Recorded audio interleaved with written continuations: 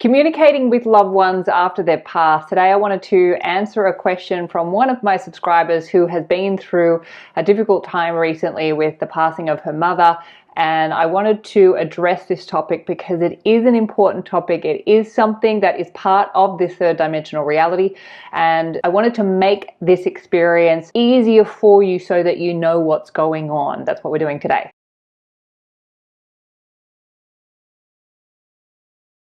My name is Hedley. If you would like to know more about me or my offerings, including one-to-one Law of Assumption coaching, my self-concept course, and my book, I Am Money, you will find all of those details in the box below this video or at my website, youaretheone.com.au. So I wanted to answer a question from one of my subscribers, Julie, who reached out to me because she was going through a very difficult time following the loss of her mother. And she was wondering how Law of Assumption could help her through this very challenging time. So I wanted to answer this question because this is going to be a question that all of us are going to experience if we haven't already. The third dimensional reality, the reality that we are experiencing through our physical bodies, is the reality, the dimension of death. It is the land of shadows, and it is essential to having the experience of remembering who we are, which is consciousness, consciousness being life, eternal life, infinite life, birthless, deathless, timeless, infinite nothingness from which everything arises. In order to have the experience of ourselves as consciousness, we had to create something other than who we are. So when it comes to being eternal life, in order to experience ourselves as consciousness, meaning life, eternal life, we had to create the opposite of that, which is death. Death only exists in third dimensional reality. So when you hear in spiritual forums there is no death, it is true in one way, but it is also discounting a very important experience in reality. Death is a very real experience in third dimensional reality. Telling somebody who's just lost somebody that they love that there is no death is not really helping the situation. As I've said in many videos, as Neville says, consciousness and reality are one. But consciousness is always greater than reality because consciousness is the cause of reality. So essentially what we're saying is consciousness and reality are one and they are the same thing. Therefore, they are equally important. And we don't want to discount either one of them. Unfortunately, we've been paying more attention to reality and less attention to imagination. But they are equally important and they have equal value. So when there is a death in reality, when there is the passing of a loved one, it is a very physical sensory experience. There is a loss that goes with that. There is a grieving process that goes with that. It is very real. And yes, on the other level, there is no death, there is only eternal life, and that is true too, and we're going to talk about that in this video. But I just wanted to make that mention first, that this is going to be an experience that you will have in third dimension, both the loss of your loved ones and the loss of your own physical body. And that is all that death is. Death is simply the dissolution of the physical vehicle in which consciousness could have this sensory experience. So when a loved one dies, it is not them who dies, it is just the body which dies, and the body returns to that which it is, which is this third dimensional reality. It goes back into the earth. So I just wanted to read out her question and then we'll talk a little bit more about it.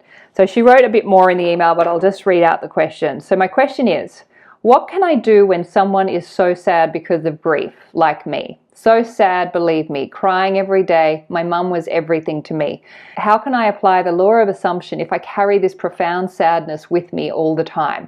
So she also states that her mother passed December 24th last year, and she was taking care of her in palliative care. So just to give you a little bit of a background, prior to me starting this channel, I was actually working in aged care. I had done my end-of-life doula training, I had done my death walker training, and I was actually preparing to go into the end-of-life industry, even though that whole term is incorrect because there is no end of life.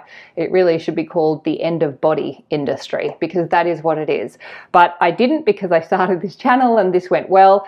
However, I do have an affinity with this space and with this topic. It has always fascinated me. So I am bringing some of that training and understanding into this as well, on top of what Neville says. So Neville does talk a lot about death. In fact, he calls this whole third dimension the world of death, the world of shadows. This third dimension is the land of contrast. So it is going to be the opposite to that which we already are. And we are in the process of remembering that through this third dimensional experience. So we had to have contrast in order to have the experience of who we are and remember who we are, and to have that waking up experience, which is a phenomenal and incredible experience. One of the things that I said to Julie when I answered her, first and foremost, is you have to give yourself time and space to grieve the physical loss, because that is all it is, but that is a real loss. There is a loss of that ability to communicate on a physical level with that person.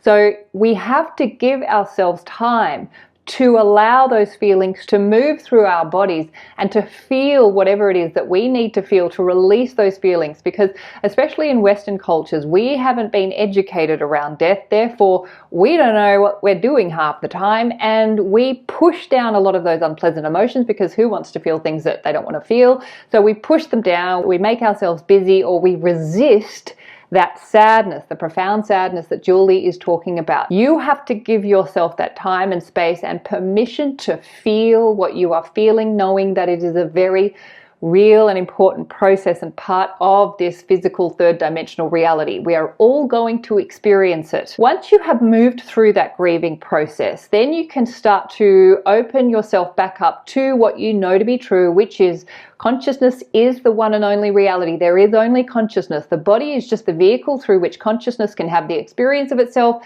but consciousness is not the body. Consciousness is the commander of the body, using I am, of course. We've talked about that in other videos.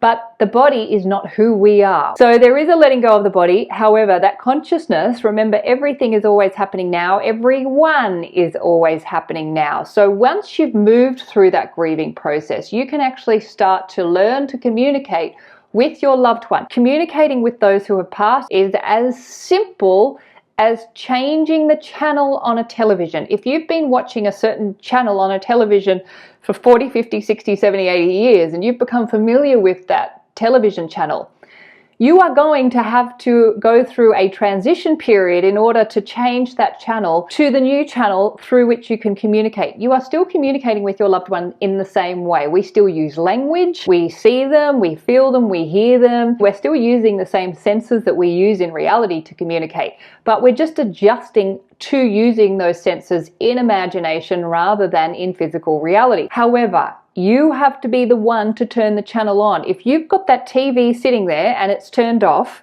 there is no way that you can communicate with your loved one until you turn the channel on. You have to be the one to turn the channel on, meaning you actually have to be the one to direct your attention to your loved one and actually call them in. And you will find when you do this, they will be right there ready to communicate with you. My father passed away 15 years ago on the 13th of February, so it's coming up to his 15th anniversary, and my dad is very present at the moment. I have a very strong relationship with my dad today. We speak regularly. He communicates with me regularly. I am very much attuned to how he communicates in all different ways. So through dreams, through signs, through symbols, through animals, through situations, through people. I mean, there's an infinite number of ways that I communicate with my dad, and there's an infinite number of ways you can communicate with your loved ones. The key is to practice. You have to start to open that channel. They cannot communicate with you if the TV's off. The TV's there, it's working perfectly, but you have to be the one to turn it on. And you do that with your intentional awareness. You direct it towards your loved one and you simply call them in. After my dad died, I actually asked him to send me a sign. Before he passed, we'd had a discussion and I said, just, let me know that you're okay and send me a sign.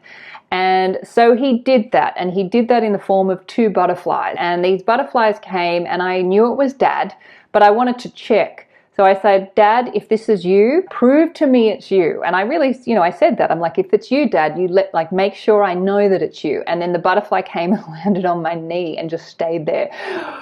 Oh, I get chills. So that is now a very normal occurrence for me. I don't question it. I know. I'm like, hey, Dad, and I'll just have a normal conversation as if he's right here, because that's what it feels like. It does feel like he's right here. I can talk to him anytime. I can ask him questions and he will give me answers. And sometimes those answers surprise me. It's a very real relationship that I have with my dad. And of course, because he's there, there's no pain with his passing anymore. Whereas after he passed and I hadn't got to the space that I'm at now, there was a lot of pain. It took me a lot of time, a lot of years of just grieving and replaying old patternings and stories. And, you know, I was dating guys that knew my dad as if that was some way to stay connected to him. Like, it was a little bit messed up there for a while because I didn't understand what was happening. So I want, especially Julie, I want you to know that your mother's passing is just the passing of her body.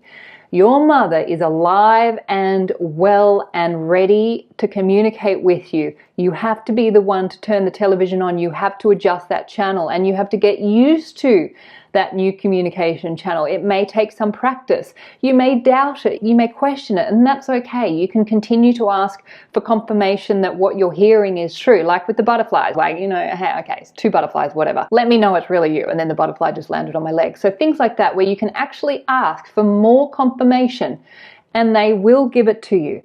And also remember, for them, they're learning to communicate through different channels as well. So it is a transitioning of the relationship into a new way of communicating and into trusting yourself. And that's what all of this work is setting us up for, is to trust your consciousness, trust your imagination more than what's going on in reality. Remember, imagination, consciousness, is the one and only reality, and reality then reflects it back. So if you're going into consciousness and connecting with your loved one, you can then come out in reality, and your reality will reflect back confirmation of that conversation in some magical way that'll blow your mind and have you telling everyone about it. And then you will know without a shadow of a doubt that this is real.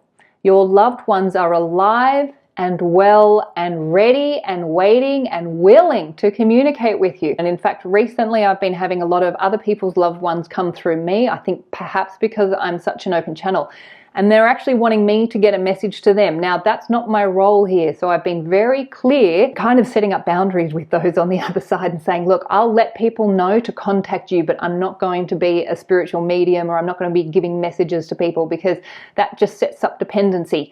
Everyone can do this. You can do this right now. And when you do this, that profound sadness will start to dissolve. The grief will start to move through you a lot more easily, because you will realize that the death is just the death of the physical form. They are not the physical form. That was just their vehicle through which they could have this experience, through which you're having this experience. But that is not who they are. So learn to communicate with them, trust yourself, trust your imagination, know that there is an infinite number of ways we can communicate with each other. And death is only here in third dimension. It is only a third dimensional experience. The truth of who you are and the truth of your loved ones is that they are expressions of eternal life, and they are always available. They are always here. And they are back to perfect health. That's the other thing to mention. There is no pain. There is no illness. They are in perfect and complete health and wellness. So let's leave it there. Communicate with your loved ones. It's very easy and it's beautiful, and you will find that your relationships will continue to develop. If you had difficult experiences with your loved ones, you can have chats to them. You can tell them what you never told to them in physical form. You can do absolutely anything. You can express yourself in ways that you may not have had a chance to express yourself. And you can ask them questions of, why did you do this? Like, give them the time and space to answer it back. They will. You'll be surprised. It'll knock your socks off. So enjoy and just trust. Trust yourself. Trust this experience. Trust the truth of who you are, which is eternal life. Please remember, you are the amazing creators of your reality. You are the superstars of your show. You are the producers, the writers, the directors, and the actors in your movie. What you assume to be true will be so. So assume the best for you, assume the best for everyone in your movie too, and you will have an amazing life. And this is my wish, my vision, and my prayer for you and for me too. Thank you for being here. Please show this video some love with a like and a comment if you can, and I will look forward to seeing you in the next video. Bye.